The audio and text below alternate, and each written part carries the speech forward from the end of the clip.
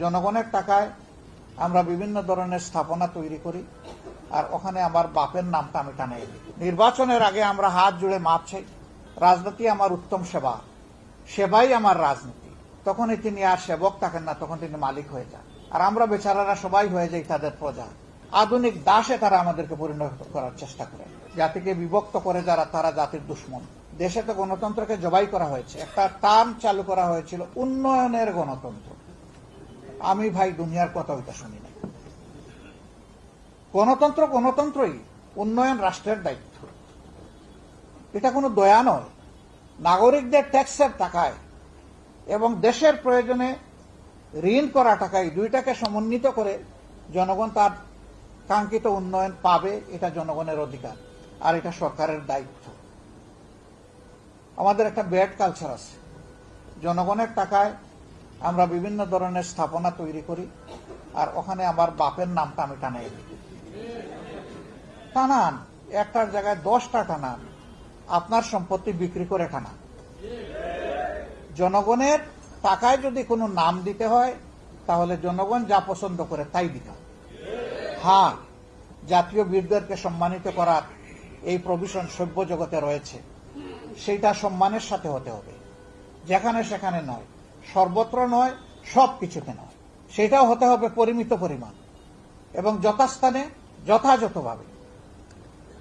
আর পালা বদলের সাথে সাথে নাম বদলের এই কালচার, এটাও কোনো ভালো লক্ষণ না। এমন নাম আমি কেন দেব যে নাম পালা বদল হলেই নাম বদল হয়ে যায়? নাম এমন ভাবেই দেওয়া উচিত, যত পালা বদল হোক নাম তার সম্মানের জায়গায় থাকবে ইনশাআল্লাহ। যখন এইটাকে যৌক্তিকভাবে বস্তুনিষ্ঠভাবে করা হয়, তখন নামের উপর কেউ হাত দেয় না।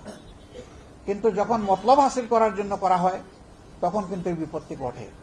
আমাদের সমস্যা হলো, নির্বাচনের আগে আমরা হাত জুড়ে মাপ চাই, সবার সাহায্য চাই। অমুক ভাইয়ের চরিত্র একেবারে গোলাপ ফুলের মতো পবিত্র, সাদা গোলাপ, লাল গোলাপ, সব গোলাপ।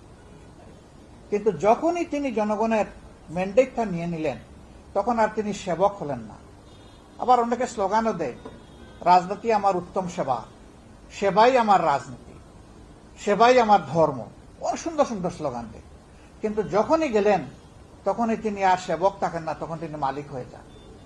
আর আমরা বেচারারা সবাই হয়ে যাই তাদের প্রজা। প্রজারও একটা মর্যাদা থাকে, ওইটাও পাই না। আধুনিক দাসে তারা আমাদেরকে পরিণত করার চেষ্টা করে।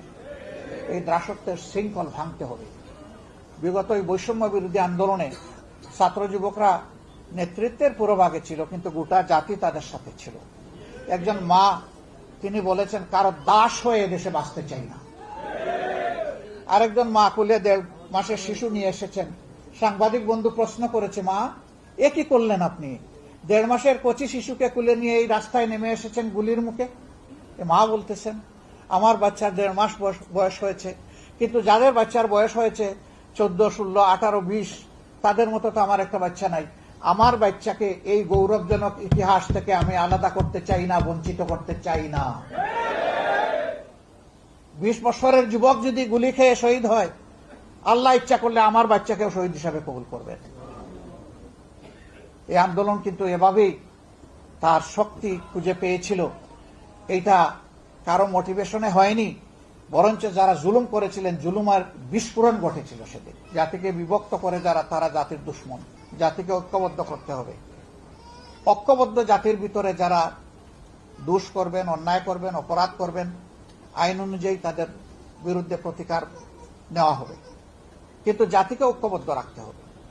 অমুক অচ্ছুত, তমুক অচ্ছুত, অমুক এই, তমুক সেই, এই সমস্ত রাজনৈতিক ব্যবসা আর আমরা দেখতে চাই না।